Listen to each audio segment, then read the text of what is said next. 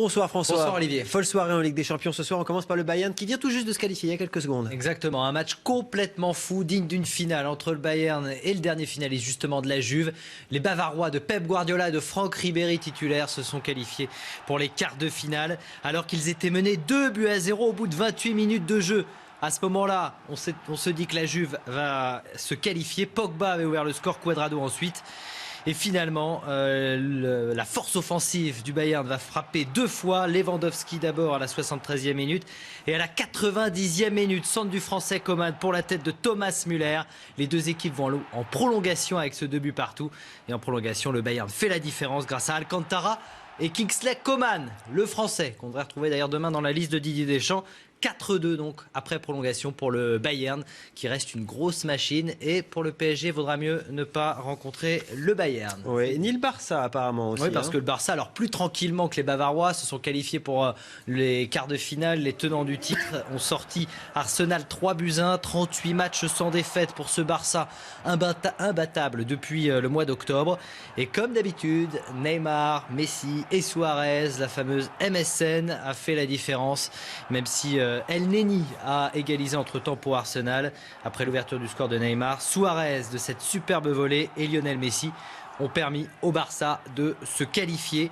Le Barça d'abord, qui élimine donc Arsenal 6e fois d'affilée, et qu'Arsenal est sorti en 8e de finale. Donc on va se poser des questions autour de l'entraîneur français Arsène Wenger, certainement en Angleterre ce soir.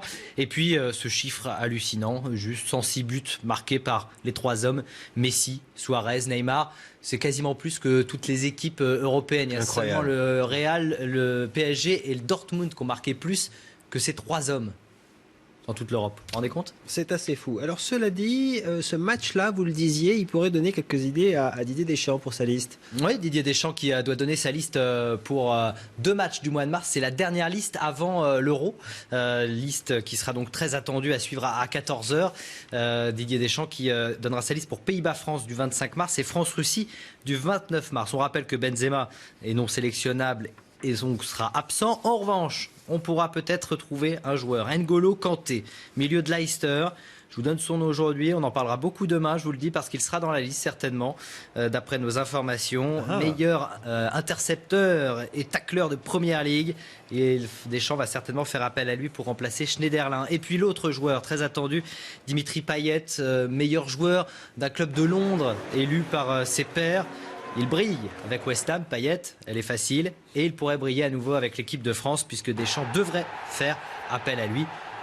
Ribéry en revanche ne sera pas là, c'est ça la question. Ben, il ne sera pas là, il avait pourtant ouvert la porte avec le match qu'il a fait ce soir, non ça... Alors il était titulaire, il faut encore attendre parce qu'il revient de blessure. C'est vrai qu'il a ouvert la porte, Franck Ribéry, on vous a fait entendre ce qu'il avait dit hier en conférence de presse. Ce qui est un peu étrange, c'est que ça c'était le mardi, sauf qu'il a donné une interview le lundi, donc à la veille de cette conférence de presse pour nos confrères de Yahoo, et il dit tout l'inverse. Écoutez ce que disait Franck Ribéry donc le lundi, avant l'interview de mardi.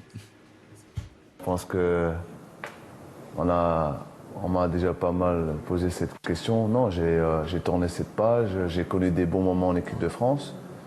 Il y a eu d'autres moments un peu plus difficiles.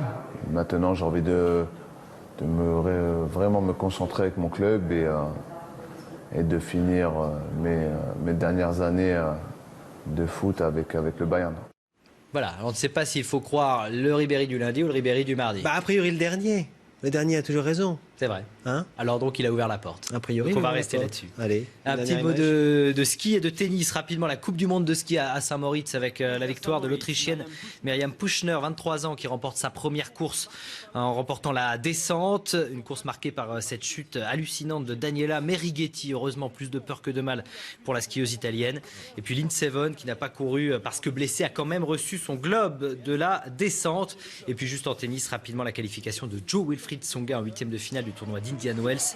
Il a sorti l'Américain Sam Querrey et affrontera l'Autrichien Dominique Thiem. Il reste 2 Français en course puisque Gasquet a été éliminé, mais Monfils est toujours en course aux côtés de Tsonga. C'était riche ce soir. Merci François.